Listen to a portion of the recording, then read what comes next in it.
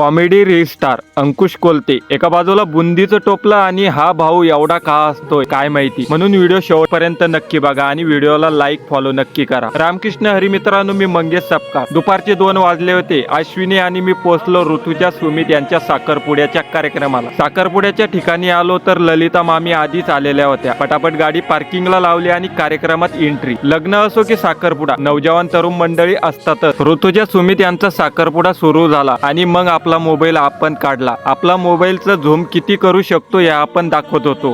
क्या बात है सर, क्या. एका बाजूला गजू काका दादा आणि खंडू दादा यांच्या गप्पा रंगल्या होत्या आणि दुसऱ्या बाजूला साखरपुडा चालू होता. लग्न समारंभ म्हटलं की सुधाकर वरपे हजर असतातच अक्षिदा वाटण्यासाठी. हो शाबास बेटा. मी व्हिडिओ बनवत असलो की माझी इंस्टाग्राम फॅमिली व्हिडिओ मध्ये यायला तयारच.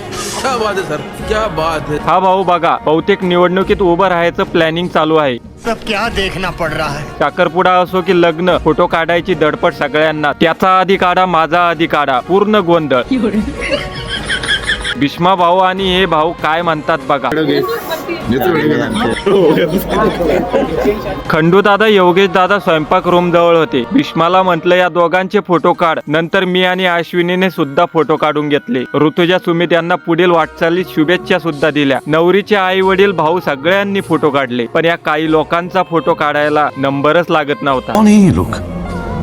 एका बाजूला जेवणासाठी पाहुणे मंडळी बसले होते आणि त्यामध्ये खानदेशी कॉमेडी रील स्टार अंकुश कोलते बसलेले होते. अंकुश भाऊला आधीच समजलं होतं की आता आपण ब्लॉग मध्ये येणार आहोत. भाऊ मित्रांना सांगत होते काय काय माहिती.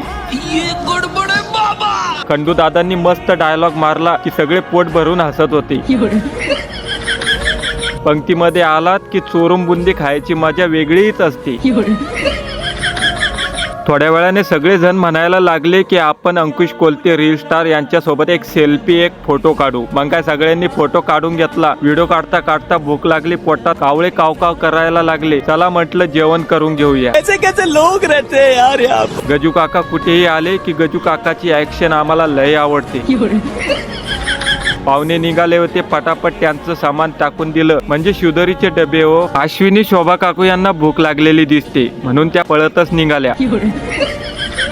नवरी लय खुश दिसत होती कारण जीवनसाथी मिळाला होता आणि नवरदेव इम्प्रेस करायला चक्क छोट्या छोट्या मुलांना कडेवरती घेतलं की काय काय माहिती. नाना आणि शिव आले होते. शिवला आवाज दिला पण शिव काही बाबाला सोडायला तयार नाही. थोड्या वेळाने आम्ही शेतात आलो. काही वेळ बसलो. खंडू भाऊ आणि गजू काकांना जायचं होतं पण वेळ जास्त झाला म्हणून प्लॅन रद्द झाला. घरी आलो तर आई आणि ताई जेवण करत होत्या. आम्ही तर आधीच जेवून आलो होतो साखरपुड्यातून. चला मग व्हिडिओ आवडला असेल तर लाईक फॉलो करत जा. असेच नवीन नवीन व्हिडिओ तुमच्यापर्यंत येण्यासाठी. हो रामकृष्ण हरी.